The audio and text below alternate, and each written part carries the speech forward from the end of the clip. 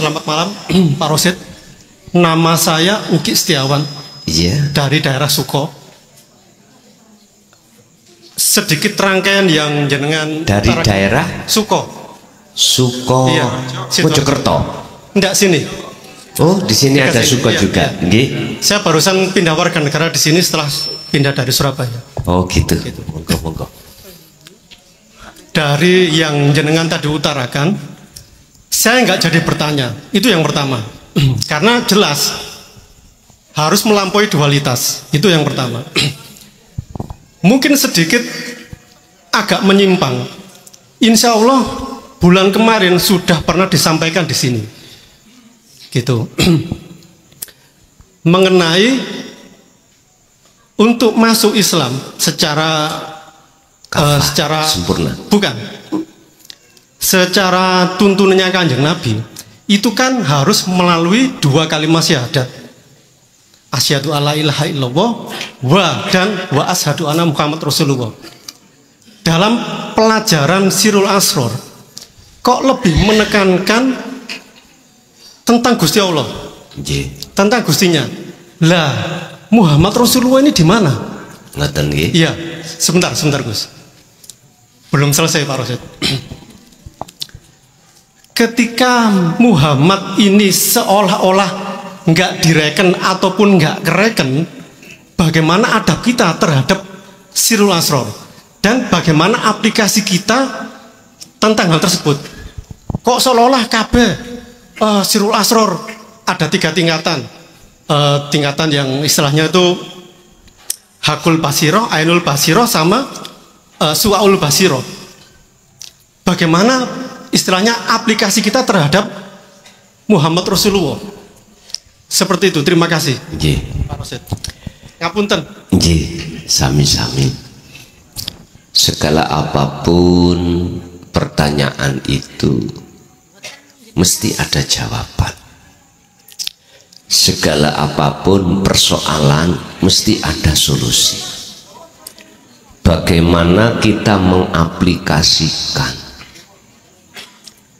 Allah di dalam wujudnya pada dunia atau Muhammad, sehingga kita berdampingan di dunia ini tidak ada gap antara kita dengan golongan am. Inilah Bapak Ibu, mengapa saya ditakdirkan Allah untuk memakai sistem wasilun,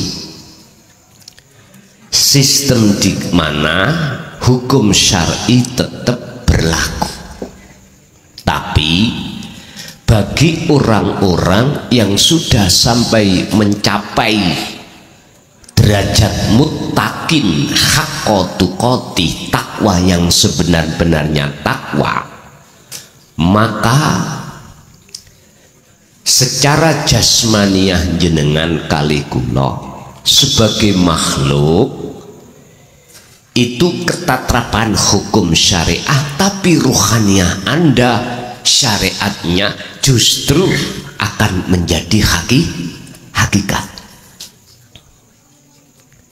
Sehingga Muhammad Rasulullah itu seakan-akan, seolah-olah isi kanggo sama dengan gini. Oke, iki air itu makhluk tidak jauh berbeda dengan kita, bahkan dengan Rasulullah Muhammad, para nabi dan rasul. Innallaha wa malaikatahu yusalluna 'alan nabi. Itu dalilnya.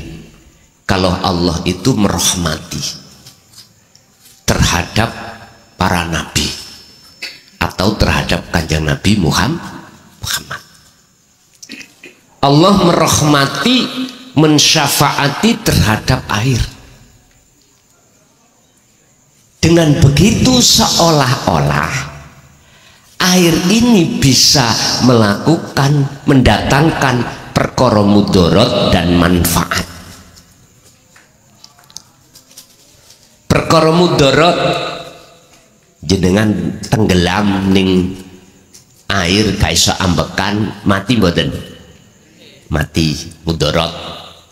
Manfaat bisa menghilangkan rasa haus.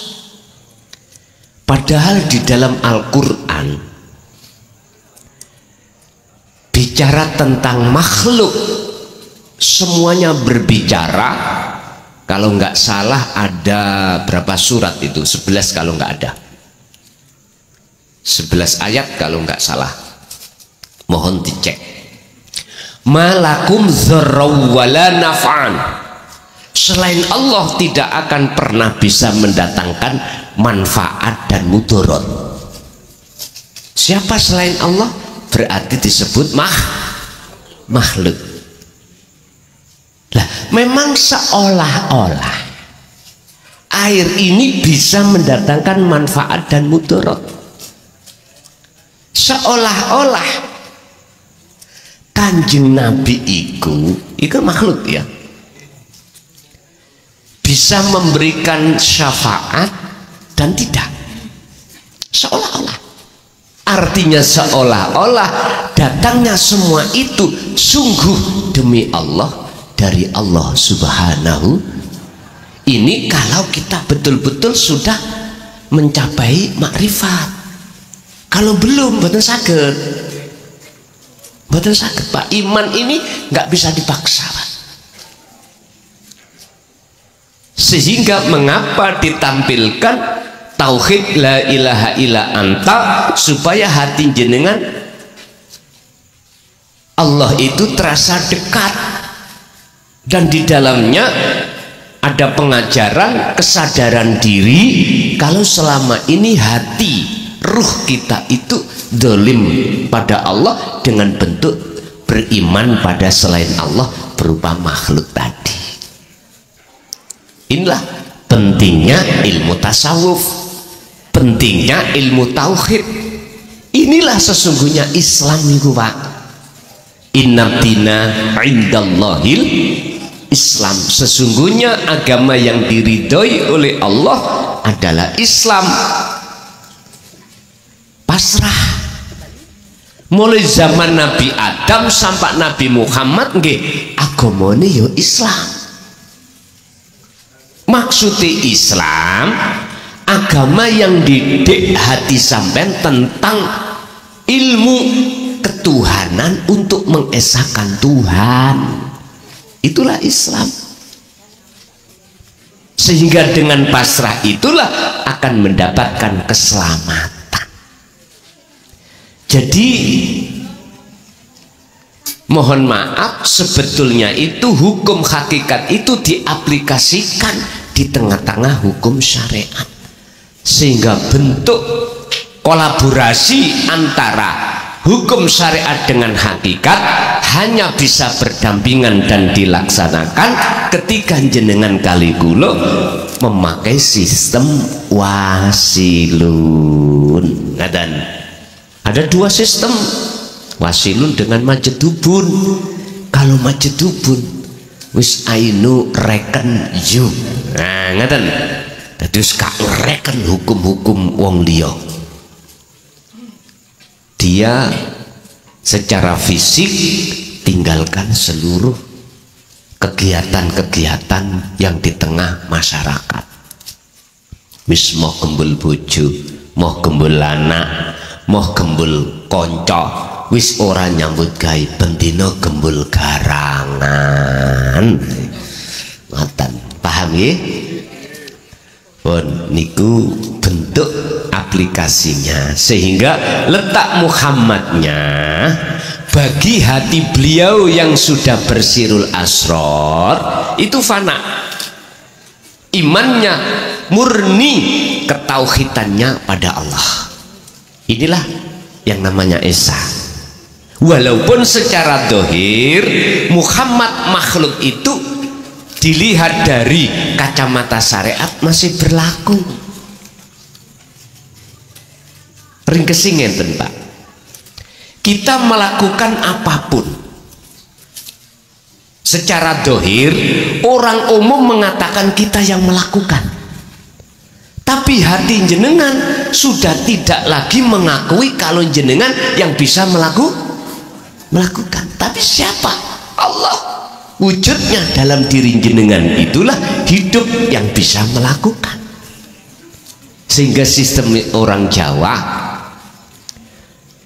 nyun sewu, wayang iku sudah tidak mengakui kalau dirinya yang bergerak, kalau dirinya yang melakukan, kalau dirinya yang bicara, yang mendengar. Jadi wayang sudah tidak ada pengakuan itu. Terus justru yang ngaku bisa bergerak, bisa berucap, bisa mendengar, iku mah si dalang mekaten. Nggih, langsung Ibu.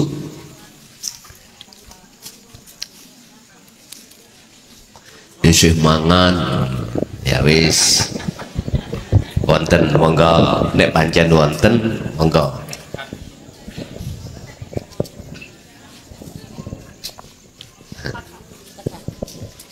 Bismillahirrahmanirrahim. Assalamualaikum warahmatullahi wabarakatuh. Waalaikumsalam warahmatullahi wabarakatuh. Nyambung Bapak nggih Gus nggih. Nggih. Mungkin kula biyen nggih ngoten sami. Bape dari kecil kan mlebetin niku nggih Muhammad yang seperti niku nggih pengajaran. Dadi tertanamnya dari kecil niku awake dhewe ngaji kan pun nggih jalannya dan prosesnya seperti itu. Pertama nggih berontak singen Gus nggih. Kok seperti ini ngoten. Tapi lama-lama akhirnya ngeten. Niki kula ibu-ibu sing lek terlalu mendetail teng kitab atau napa ngoten mboten pakai paham. Dadi ya dipaham-paham sing bahasa keseharian mawon. Bagi kula niku Kanjeng Nabi Muhammad niku tetep makhluk yang diciptakan Gusti Allah, sama makhluk tapi tetap buat saya di atas kita. Untuk buat saya bukan lagi itu, tapi cinta tetap dari hati niki Gus. Gusti Allah nomor setunggal dan Muhammad tetap sangat berjasa. Kalau mboten enten Kanjeng Nabi Muhammad mboten enten Islam, mboten ngertos Quran, mboten ngantos angsal tuntunan sing kados dipelajari ngeten iki. Dadose Kanjeng Nabi Muhammad niku mungkin nek salah nggih dibeneraken nggih Gus nggih. Monggo. Buat saya niku saya jadikan thariqah atau jalan menuju Gusti Allah yang lebih cepat dengan mengikuti semua tuntunannya, mengikuti semua kepribadiannya. Dadose kula mempelajari Kanjeng Nabi itu kesehariannya, tindak tandukipun, bahasanipun, Rahman Rahiminipun, kesabaranipun, penerimaanipun, kepasrahanipun. Dados ingkang kula pelajari niku Gus. Dados Kanjeng Nabi Muhammad kula dadosaken thariqah utawi jalan menuju Gusti Allah. Mekaten niku leres napa mboten Gus? Nyuwun pengarahanipun. Assalamualaikum warahmatullahi. Oh nggih setunggal malih. Kula nate mireng uang-uang iku mek nyawang memandang Muhammad itu nama. Pandanglah Muhammad, Nur Muhammad. Setiap manusia itu adalah Muhammad, sebab Muhammad itu artinya katanya itu terpuji. Itu maksudnya bagaimana Gus? Matur suwun. Assalamualaikum warahmatullahi wabarakatuh. Saya yakin yang hadir sedoyo semua yang di sini atau yang di luar lagi mendengarkan, proses sejarahnya Tidak jauh berbeda, nggak jauh berbeda. Saya yakin kita itu seperti itu semuanya, dan itu memang terjadi pada diri beliau, kakek kita, yaitu Nabiullah Adam alaihis. Itulah proses innalillahi. Lah proses wa inna ilaihi roji'un itu kan manusia ada dua golongan. Ada wa inna ilaihi roji'un ketika betul-betul secara fisik syariat mati. Ada yang belum. Kanjeng Nabi Adam ikuti tangkleti Gusti Allah. Perbedaan antara nih ono ning surga ambek ono ning dunya enak endi Dam? Otomatis jawab enak di surga. Lah kuwi kepingin isok bali nang ngene negeri asalmu to Dam? Injih Gusti. Fatalaqa Adamu mir rabbih kalimatin fataba alaihi. Ya Nabi Adam wajib menerima kalimat, wajib, sebab kalimat inilah jalan untuk beliau itu bisa kembali. Apa itu yang disebut kalimat? Adalah wahyu Allah. Apa yang dimaksud wahyu Allah? Qad tabayyana rusdu minal ghoi. Bimbingan, pengajaran khusus tentang mengesahkan Tuhan. Itu kalimat. Kalimat. Sehingga miturut ayat ini disebut kalimat, ulama sak dunya iku debat. Debat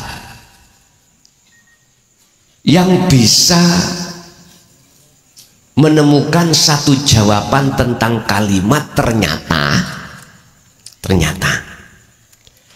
adalah ulama-ulama yang sudah di akhirat baru bisa menjawab. Ternyata kalimat itu adalah wahyu. Wahyu ini khusus menyadarkan hati kita kalau hati kita ketika lalai pada Allah itu maksiat.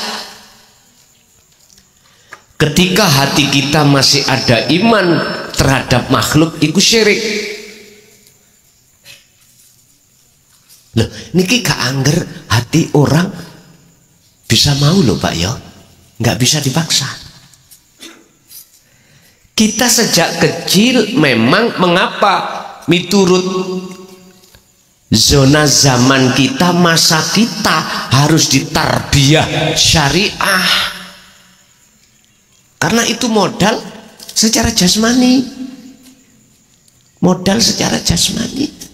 Sehingga anak-anak kita taruh di ponpes, majelis-majelis taklim khusus yang mendidik dan membekali anak itu supaya secara jasmani wa amilus sholihah syariat, tapi ruhaniyah kita belum, karena itu proses innalillahi. Nah, tinggal anak-anak kita mau meneruskan ke wa inna ilaihi raji'un apa ora. Tinggal kita mau teruskan untuk wa inna ilaihi raji'un ndak. Tinggal kita mau menerima kalimat tadi apa ndak. Kalau kita yang umur sudah di atas 30, 40, bahkan ada yang 50, kok mengatakan tidak mau? Ya, mohon maaf. Apakah kita menunggu qad khasiral ladzina kadzdzabu biliqa'illah? Hah? Hatta idza ja'athumus sa'atu baghdatan. Ketika perkara yang mengagetkan datang, apa menunggu itu? Kematian. Kalau menunggu kematian, bagaimana Allah jawab? Qad khasira, teman-teman rugi, teman-teman sengsara. Sapa alladzina, wong akeh. Qad khasira alladzina kafaru biliqaillah. Sungguh sengsara bagi kita yang ingkar, tidak mau untuk bertemu Allah. Ya ini, mau-mau nanti kalau perkara yang mengagetkan datang. Itu namanya Pak Bu, matahari sudah muncul dari barat. Ya terserah. Dilihat dari itu seakan-akan seolah-olah, mohon maaf, makhluk Kanjeng Nabi iki berjasa karena minadz-dzulumati ilan nur, seakan-akan berjasa, seakan-akan seolah-olah tuh ya. Memang kalau kita masih di taraf di situ nggak apa-apa, karena proses. Maka tadi saya katakan sunatullah. Tapi jangan berhenti. Jenengan tadi dawuh kalau tidak ada Kanjeng Nabi, ya nggak mungkin umat ini akan tinggalkan apa? Berhala, nggak mungkin. Akan tinggalkan alam kegelapan, nggak mungkin. Memang Pak Bu, ini kalau kita memandang dari kacamata syariah. Tapi tolong dong, jenengan juga memakai kacamata hakikat, kacamata sing asli. Iku dari mana? Perang benderang itu dari mana? Bisanya kita sadar itu dari mana? Kita terjerumus di jurangnya nafsu itu asalnya dari mana? Dulur kula sing wonten Kapitayan niku ya, ana sistem sangkan paraning dumadi. Lah dulur kula sing ana Islam, innalillahi wa inna ilaihi, wis beda bahasa. Jangan menjadikan jenengan iki Yun sewu saling ngeklaim bener dewi-dewi nyalahno orang. Jangan beda bahasa nggak ada masalah. Gusti Allah gak memasalahkan kok. Dalam satu ayat Allah katakan,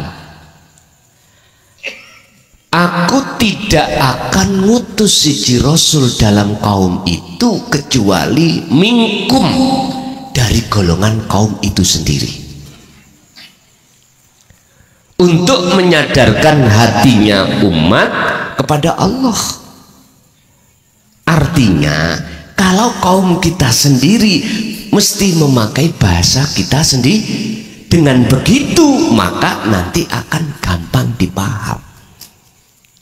Misalkan jenengan tak tahu siai dengan bahasa Inggris, ya plunga-plungu. Tahu plunga-plungu nggih? Tidak bisa. Ya dengan bahasa kaum kita. Allah akan mengutus utusannya itu minkum, dari golongan kita. Golongan kaum berarti memakai bahasa itu. Bapak Ibu hadirin jamaah rahimakumullah. Ibu gak salah Bu, karena itu proses setiap diri manusia. Cuman biar kita itu tidak hanya memakai kacamata sisi yang satu, seolah-olah, pakailah kacamata yang asli juga. Asli nih kabehku sopo yo lah gitu loh, songkon dio. Ingat, Allahu khalaqakum, lah inilah hukum syariat Allah. Sesungguhnya utawi Allah iku yang menciptakan seluruh makhluk. Tapi jangan berhenti ayatnya. Wa ma ta'malun, dan apapun yang timbul dan muncul dalam diri manusia seolah-olah dari manusia tapi aslinya dari Allah. Intinya jenengan kali kula bisanya kesini karena digerakkan Allah bisa sampai kesini. Nek nemen notoki dengan jenengan makom ahad jam'i wis gak gelem ngomong manungso ati wallah kabeh ning ati lho ya wallah. Dadi wis ngomong nih sing asli Allah iki lho asline Allah iku sing di asli wis gak ngomong lawannya asli kok mboten palsu imitasi. Nah, kawe lah nggih kawe. Jadi ono kawe ono asli lah. Dua kacamata ini selalu beliau pegang yang melewati jalur wasilun seperti itu. Wis yang kedua masalah disuruh melihat Nur Muhammad pun ya sakniki kula tulis mawon ben kaget yo kaget karepmu.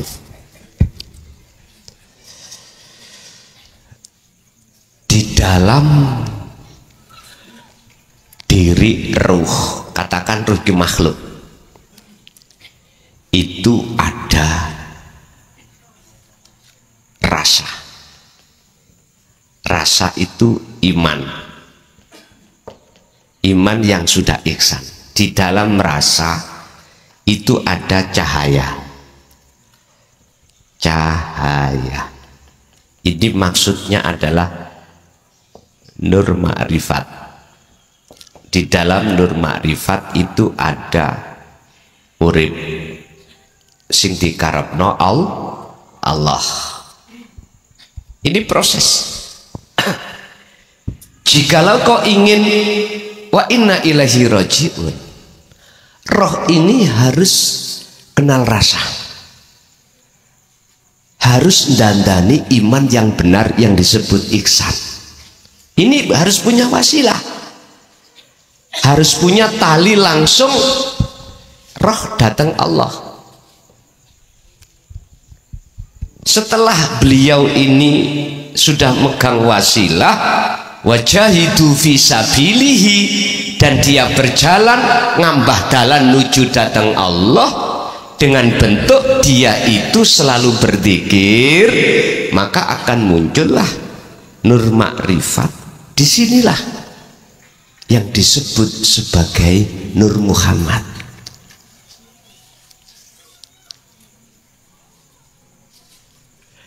Apa? Urip wiji kang sak lebeti gesang. Gesang itu berarti Allah. Berarti Nur Muhammad itu adalah sel wiji sak lebeti urip. Nanti kalau sudah roh ini betul-betul dikatakan amal arif, sudah sampai pada Allah yang disebut wasil, wasola, tumeko, maka sudah nggak ada bedanya. Artinya nama roh rasanya cahaya urip ora enek. Maksudnya jenengan disuruh untuk melihat Nur Muhammad itu, jenengan iki ketika beraktivitas apapun ojo ngakoni aktivitas sumber dari makhluk, tapi songko urip yaiku Allah Subhanahu. Sebab tatkala tidak ada Nur Muhammad, dunia seisinya nggak akan terjadi. Secara individu loh ya. Umpama jenengan wau kok gak ono roy individu, gak mungkin bisa tutup gini. Ini kalau jenengan sudah di akhir mengatakan ruh bukan makhluk, itu nggak ada masalah. tapi Anda akan bermasalah kalau belum diakad. Itu bermasalah sebab makhluk itu ya roh itu dudu Allah. Allah ya bila ruhin. Tapi mengapa ada ayat yang mengatakan wa nafakhtu, dan kutiupkan rohku? Orang nggak mikir kalau proses wa inna ilaihi rajiun sangkan paraning dumadi ini penting. Orang nggak paham kalau kita lekas kembali kepada Allah itu paling penting banget. Wabtaghi fima atakallah darul akhirah. Pentingkanlah terutama Anda ini hubungan langsung pada Allah darul akhirah ini, sebab Allah menghadapkan atakallah yang berupa darul akhirah, menghadirkan anugerah yaitu lewat kalimat tadi wahyu itu, semata-mata Anda itu bisa ada tali hubungan langsung datang Gusti. Wala tansa nasibaka minad dunya, bagiamu nintunya aja ketinggal no, berarti maksudnya sarengat tetap berlaku begitu. Paham nggih? Bapak Ibu wis gak suwe-suwe karena saaken lho niki mun meh cap 9 kurang 15 menit mulai awal sampai akhir. Ini sudah 1 tahun di Spandi dereng nggih. Selama ini barangkali banyak khilaf, ucapan yang kurang berkenan sing jenengan dengarkan, kalau atas nama pribadi mukhlason nyuwun agungi pangapunten. Sesuk bisa ketemu melih 3 bulan lagi. Monggo kita tutup sarana doa Fatihah. Mudah-mudahan kalimat ini tidak hanya berhenti pada diri kita, tapi pada anak putu kita ila yaumiddin bisa menerima. Lahumul Fatihah. Bismillahirrahmanirrahim.